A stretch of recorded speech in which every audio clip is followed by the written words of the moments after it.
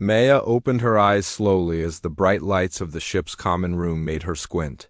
She had been sleeping in the comfortable chair for what felt like hours but was probably only 30 minutes. The alien lecture about peaceful living between different species was still going on in the background. Professor Helm was talking in his usual boring voice about how important it was for all species to get along in the galaxy. The research ship called Harmony's Edge was huge and filled with the most advanced technology Maya had ever seen. It belonged to something called the Trilateral Scientific Consortium, which was basically 3 different alien governments working together. The ship was flying through space carrying the first ever group of young beings from different worlds who were supposed to learn about each other. Maya was the only human on the ship. She was 18 years old and came from Earth, which most aliens called a Class 12 death world. This meant her planet was considered one of the most dangerous places in the known galaxy. Everything on Earth apparently tried to kill everything else according to the alien databases.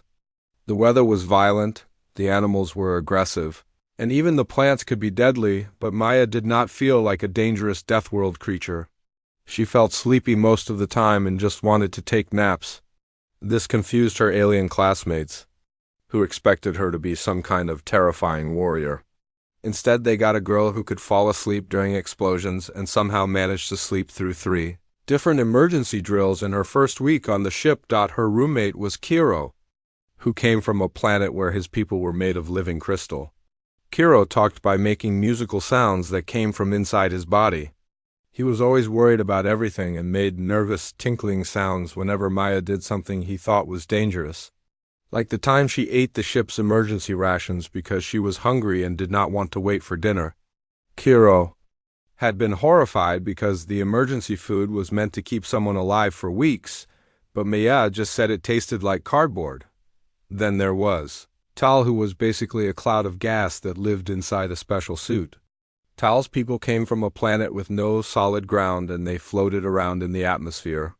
Tal was curious about everything and asked Maya hundreds of questions about what it was like to have solid bones and blood. Maya usually fell asleep halfway through answering, which made Tal even more curious. Yura was probably Maya's favorite of the alien students. She looked like a mixture of an octopus and a dolphin and came from an ocean world. Yura had 8 tentacle arms and was incredibly graceful when she moved. She was also the only one who seemed to understand that Maya was not actually lazy, but just naturally calm. Yura's people also took long rests in the deep parts of their oceans, so she got why Maya liked to sleep so much. The ship's crew treated Maya like she was made of explosives. Captain Helm, who was in charge of everything, would get nervous whenever Maya was around. He came from a planet where his people were very tall and thin and had gray skin. The captain had read all the reports about humans and Earth and seemed to think Maya might go crazy and start attacking people at any moment. The security chief was even worse. Commander Rax was from a warrior species that looked like walking lizards.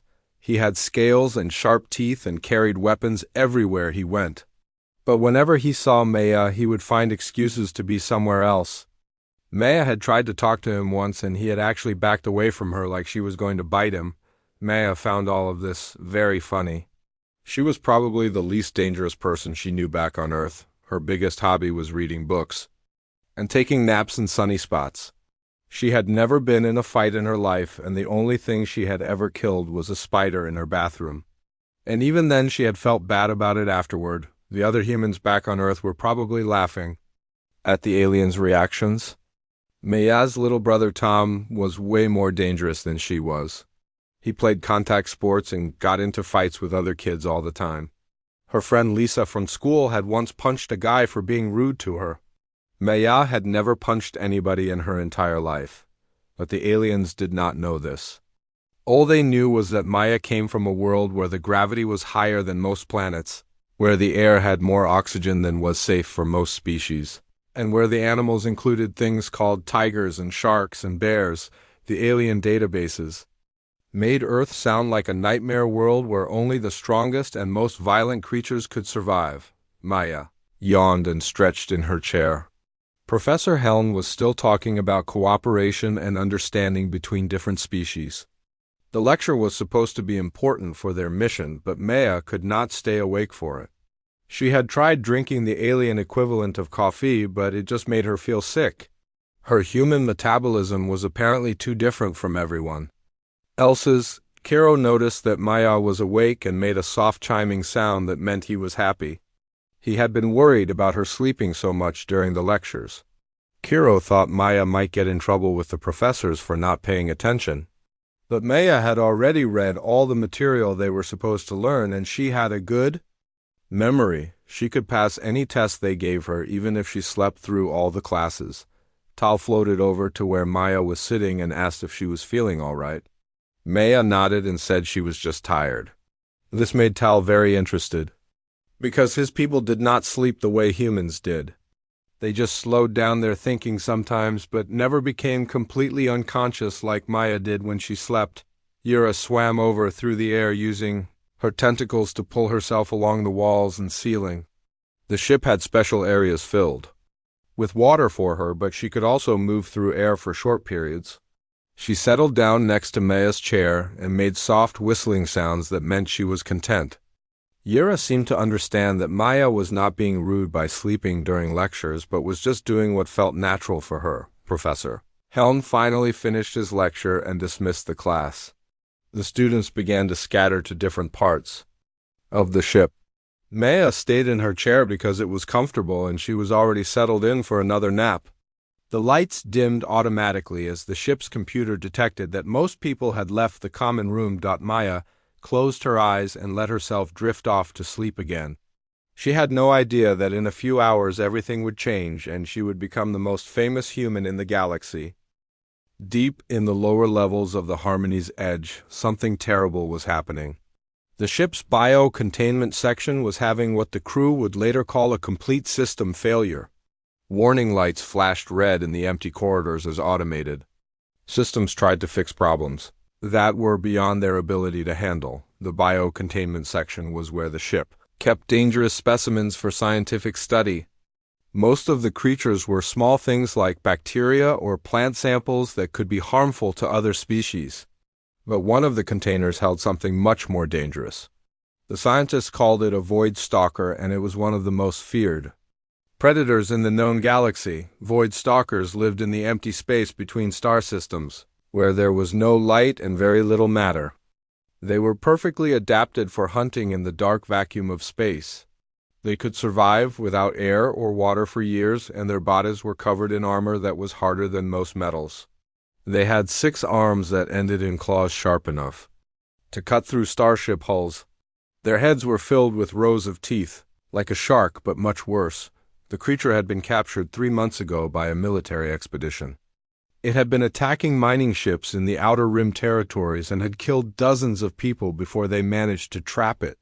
The plan was to take it to a research facility where scientists could study it and hopefully learn how to defend against its kind, but the Void Stalker was much smarter than anyone had realized. It had been watching and learning during its captivity. It understood that the force field keeping it trapped was generated by a series of power nodes.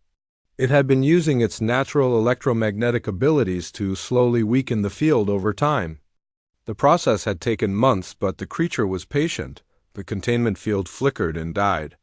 Emergency alarms began screaming throughout the ship as sensors detected that the most dangerous specimen had escaped. The Void Stalker emerged from its prison like a nightmare made real. It stood nearly 3 meters tall, and its black armor seemed to absorb the light around it. Its 6 arms moved independently as it tested its freedom for the first time in months. The first security team arrived within minutes. They were trained professionals with the best weapons the consortium could provide. Their plasma rifles could punch holes through thick metal, and their armor was designed to protect against most known threats. But they had never faced anything like a Void Stalker before. The creature moved faster than anything that large should be able to move. It flowed through the corridors like liquid death, its claws leaving deep gouges in the metal walls. The security team's weapons barely scratched its armor. When they tried to surround it, the Void Stalker simply climbed onto the ceiling and attacked from above.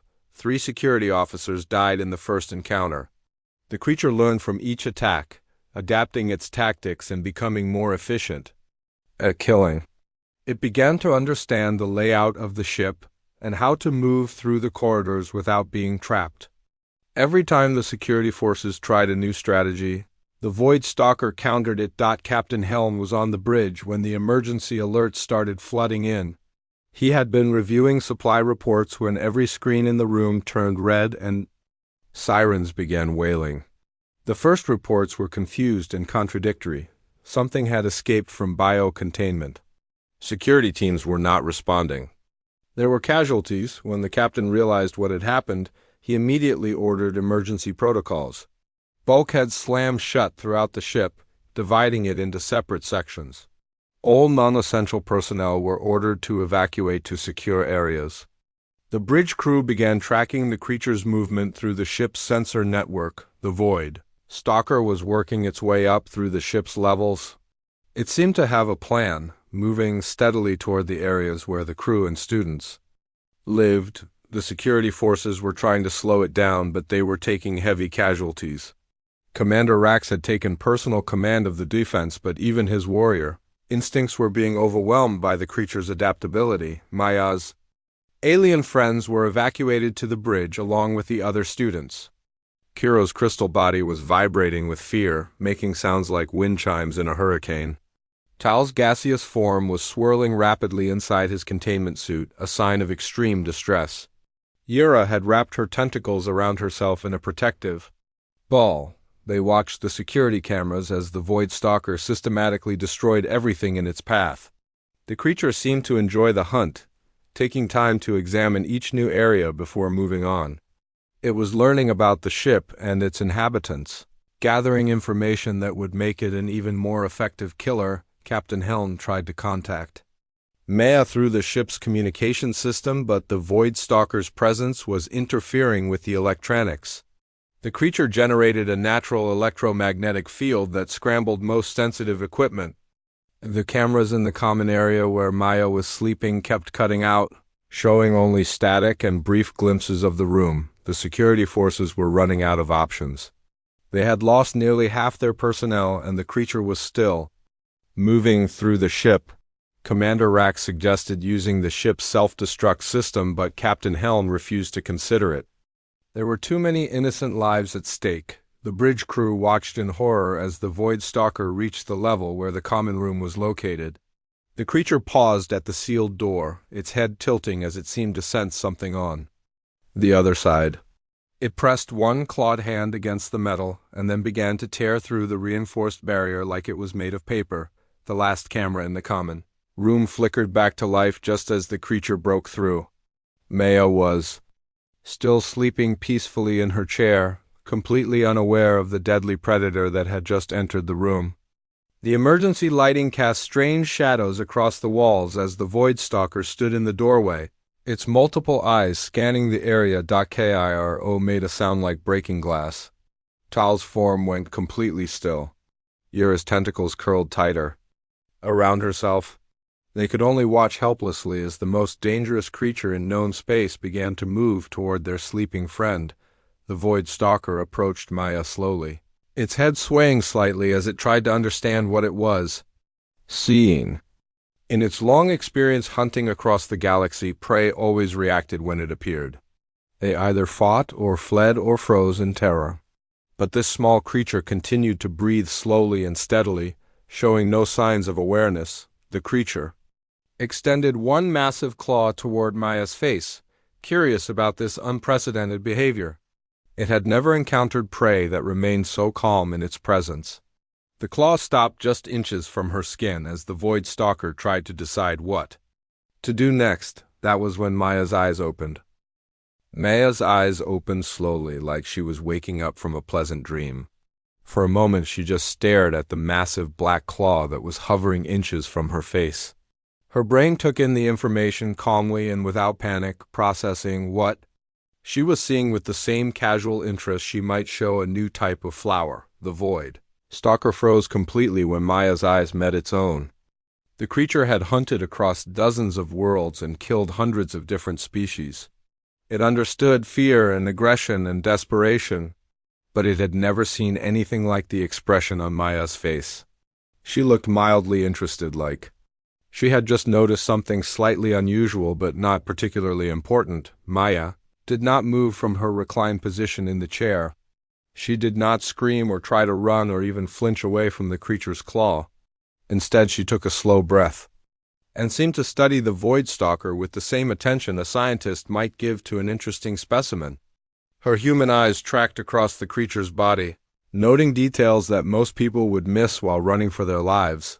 The Void Stalker pulled its claw back slightly, confused by this reaction. Every instinct it had developed over millions of years of evolution told it that prey should be afraid. Prey should try to escape or fight back, or at least show some sign of recognizing the danger it was in. But Maya just looked at the creature with calm curiosity. On the bridge, Captain Heln and the others watched through the flickering security cameras in stunned silence. They could see Maya and the Void Stalker facing each other in what should have been a moment of absolute terror. But instead of the expected screaming and violence, they were witnessing something unprecedented in galactic history.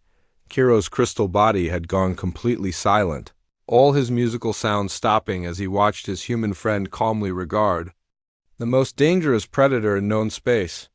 Tal's gaseous form had settled into perfect stillness inside his containment suit.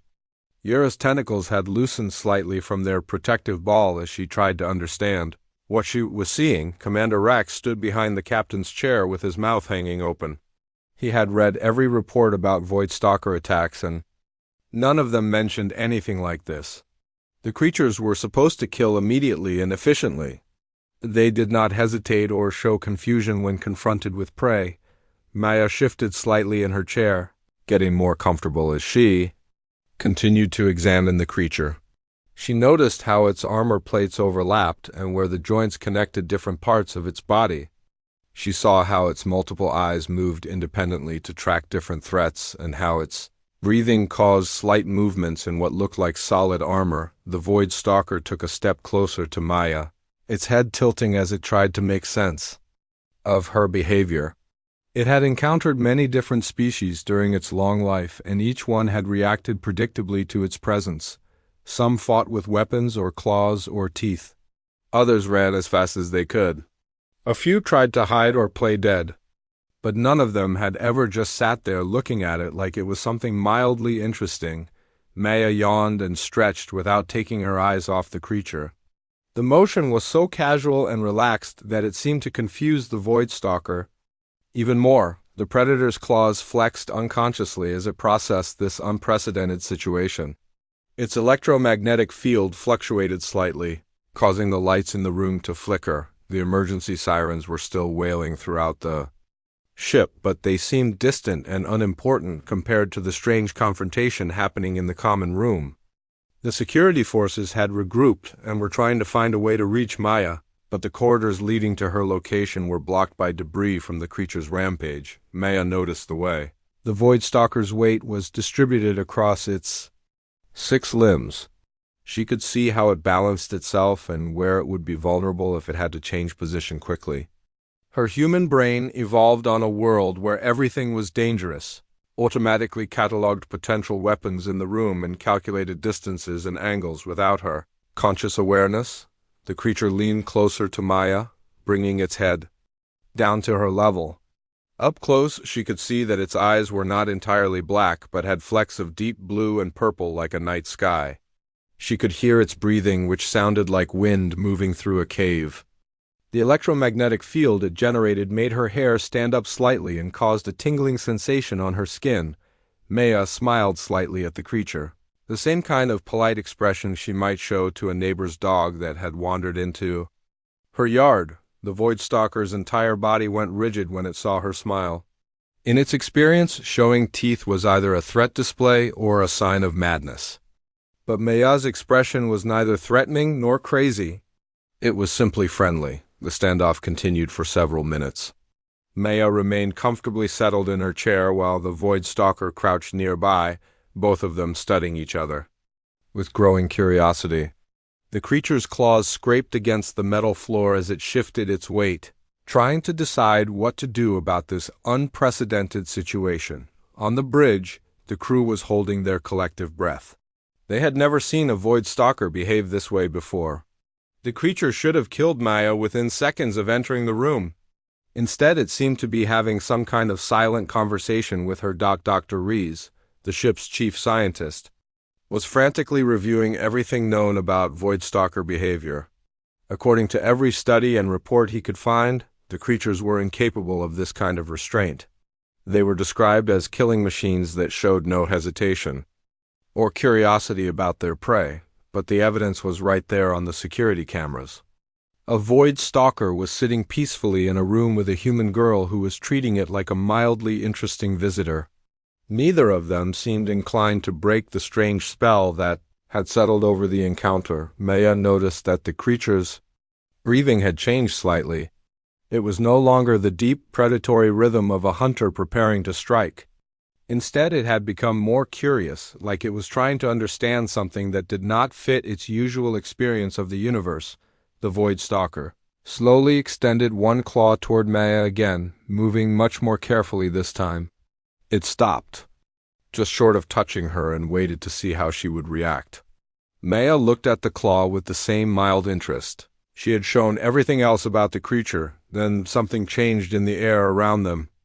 The ship's emergency systems detected a new threat and additional alarms began sounding.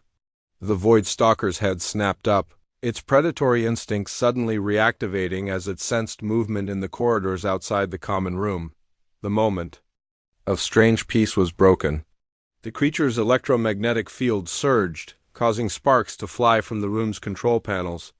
Its eyes refocused on Maya, and she could see that whatever had been holding it back was gone. The Void Stalker was remembering what it was and why it was there. Maya sighed softly and reached for the metal chair that was sitting next to her. Maya's hand closed around the metal chair. Beside her, at the exact moment, the Void Stalker decided to end their strange standoff.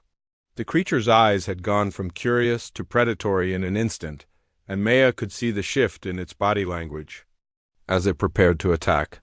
But Maya had been watching and learning too, and her human brain had been processing information the entire time.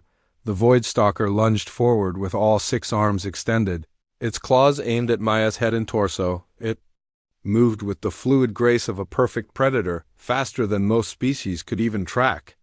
But Maya was already moving too, her body responding to millions of years of evolution on a world where everything wanted to kill her, without leaving her chair.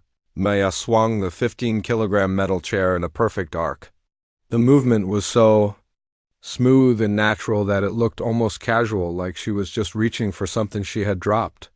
But the chair connected with the joint where the Void Stalker's front right arm met its torso with a sound like a bell being struck. The creature's attack faltered as pain shot through its body. The joint Maya had struck was a critical connection, point that most species would need advanced medical knowledge to identify. But Maya had spotted it during their silent confrontation. Her human pattern recognition automatically cataloging weaknesses and vulnerabilities, the Void Stalker staggered backward, its right arm hanging useless at its side. It looked at Maya with something that might have been surprise if creatures like it were capable of such emotions. In its long experience as a predator, prey did not strike back with such precision. They usually just flailed around randomly or tried to block its attacks. Maya was already moving again, still without getting up from her chair. She swung the chair in a backhanded motion that caught the creature's secondary jaw joint, the spot where its lower mandible connected to its skull. The impact sent vibrations through the Void Stalker's distributed nervous system, disrupting the electromagnetic signals that controlled its motor functions. The creature's legs buckled slightly as its brain struggled to process what was happening. Maya had somehow identified and struck 2 of its most vulnerable points in the span of 3 seconds.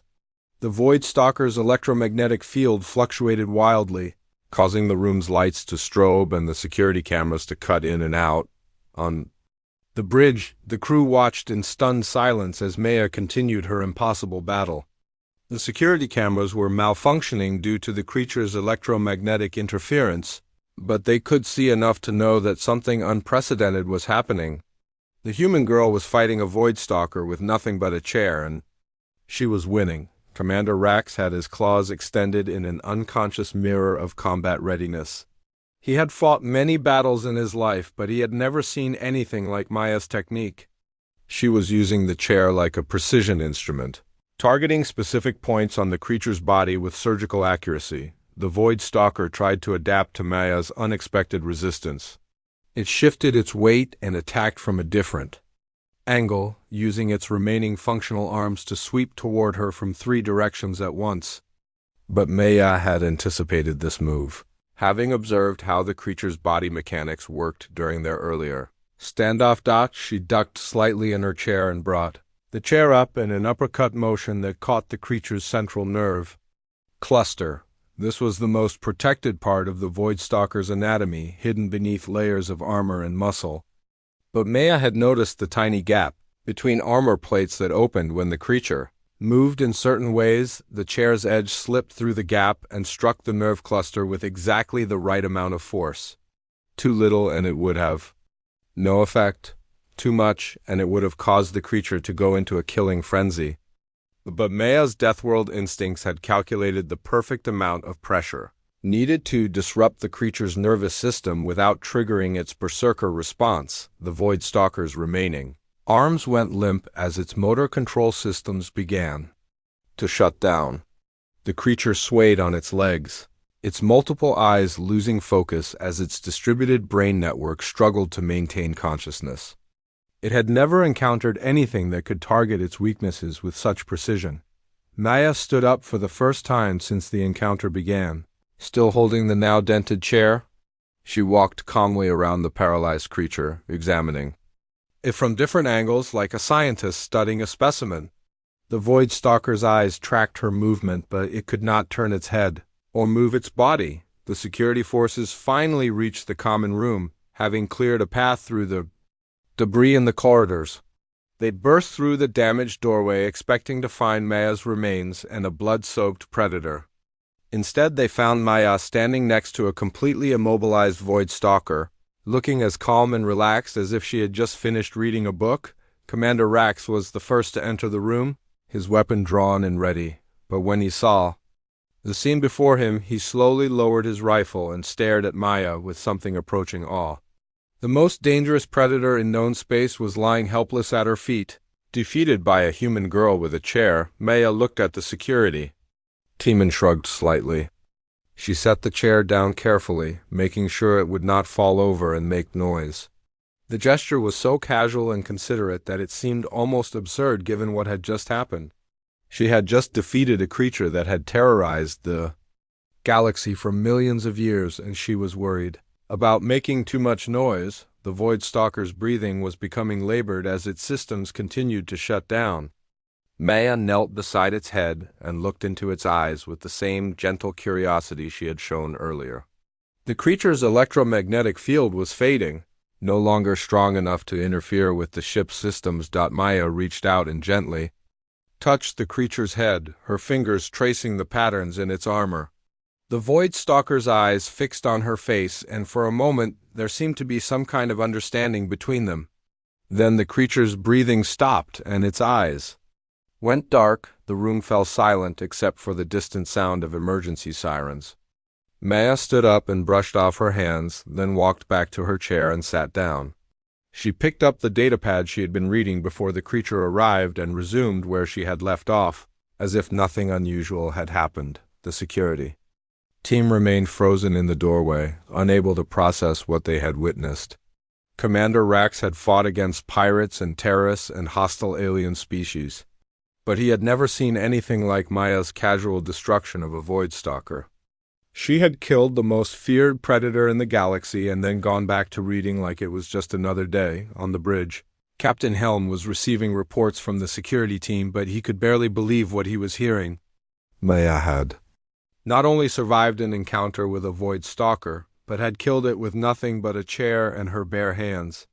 The creature that had torn through his best security forces had been defeated, By a sleepy human girl who never even broke a sweat, Doctor. Reese was already making notes about the encounter, trying to understand how Maya had identified the creature's weaknesses so quickly. The Void Stalker's anatomy was one of the most studied topics in xenobiology, but no one had ever discovered the vulnerable points that Maya had targeted with such precision.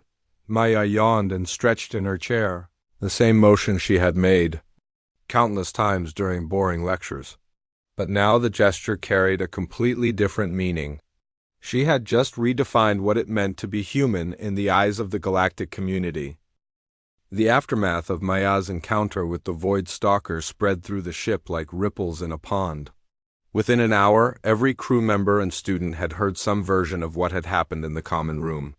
The stories varied wildly depending on who was telling them, but they all centered around the same impossible fact. A human girl had killed a Void Stalker with a chair while sitting down. Captain Helm arrived at the common room 20 minutes after the security team had secured the area.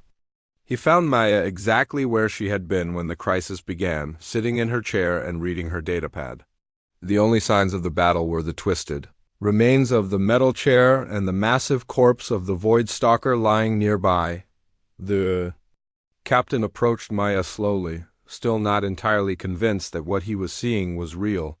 He had read every report about Void Stalker encounters, and none of them ended with the creature lying dead, while its supposed victim continued reading. The medical team was already examining the corpse, confirming that it was indeed deceased, and documenting the precise injuries that had killed it. Maya looked up from her datapad. When she noticed the captain standing nearby, she gave him the same polite smile she always used when greeting people, as if she had not just single-handedly ended one of the worst security crises in the ship's history. The captain opened his mouth to say something, but no words came out. How do you thank someone for casually saving everyone's lives?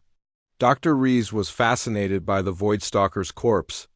As the ship's chief xenobiologist, he had studied these creatures for decades but had never had the opportunity to examine one. Up close, the precision of Maya's attacks was astounding. She had somehow identified and targeted nerve clusters and joint connections that were invisible to most scanning equipment. The doctor approached Maya with his scanner in hand, hoping to understand how she had accomplished such an impossible feat. But when he asked her to explain her technique, Maya just shrugged and said the creature reminded her of a really big bug. She mentioned that all bugs had similar weak spots once you knew what to look for. As if defeating a galactic apex predator was comparable to swatting a fly, Maya's alien friends finally arrived at the common room after being cleared by security. Kiro's crystal body was still vibrating with residual fear, making soft chiming sounds that indicated deep emotional distress. When he saw Maya sitting calmly in her chair, his vibrations shifted to a frequency that expressed relief mixed with complete bewilderment. Tao floated over to Maya's chair and hovered nearby, his gaseous form swirling with curiosity. He asked Maya dozens of questions about how she had known where to strike the creature and whether she had been afraid during the encounter. Maya answered each question with the same casual tone she used for everything else, explaining that she had just paid attention to how the creature moved and reacted. Accordingly, Yira was the most perceptive of Maya's friends when it came to understanding human behavior. She wrapped one tentacle gently around Maya's arm and made soft sounds that conveyed both admiration and concern. Yura could sense that Maya was not entirely unaffected by what had happened, despite her calm exterior. There was a subtle tension in her muscles that suggested the encounter had required more effort than she was letting on. The news of the incident spread beyond the ship through the galactic communication networks. Within days, every major news service was reporting on the human girl who had killed a Void Stalker with furniture. The stories became more exaggerated, with each retelling transforming Maya from a sleepy teenager into a legendary warrior. Some versions claimed that Maya had wrestled the creature with her bare hands. Others said she had killed it while remaining completely asleep. A few particularly creative accounts suggested that she had stared at the creature so intensely that it had died of fear. But the people who had been there knew the truth was somehow even more impressive than the legends. Commander Rax submitted a detailed report about the incident to his superiors, but he struggled to find words that adequately described what he had witnessed. How do you explain that a human civilian had accomplished what his entire security force could not? He eventually settled on recommending that all future threat assessments regarding humans be completely revised. The ship's quartermaster put in a request for more durable furniture, noting in his report that the standard chairs were apparently insufficient for Deathworld species. This comment became legendary among the ship's crew, who began referring to Maya's chair as the most effective weapon in their arsenal. Maya seemed oblivious to all the attention her actions had generated. She continued attending lectures, taking naps, and spending time with her friends as if nothing had changed.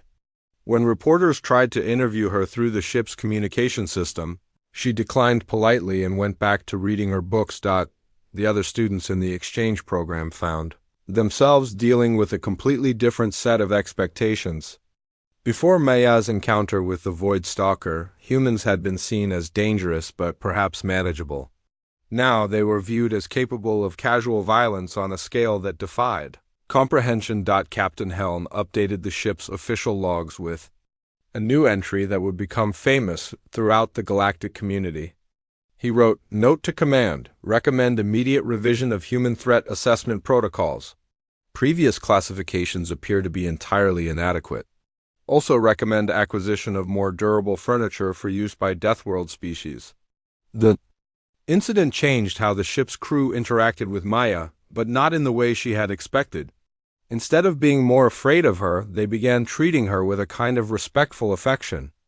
She had saved all their lives without asking for anything in return, and her casual attitude about the whole thing made her seem more approachable rather than more dangerous. Dr. Reeves spent weeks studying the Void Stalker's corpse and writing papers about Maya's technique. He identified 17 different vulnerable points on the creature's anatomy that no previous researcher had discovered. When he asked Maya how she had known about these weaknesses, she explained that they were similar to pressure points on Earth. Insects and spiders, the scientific community was astounded by this revelation.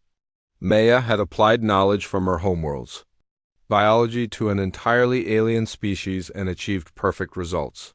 Her intuitive understanding of anatomy and biomechanics suggested that humans might have natural abilities that no one had previously recognized. Maya's story spread throughout human space as well, reaching Earth within a few weeks.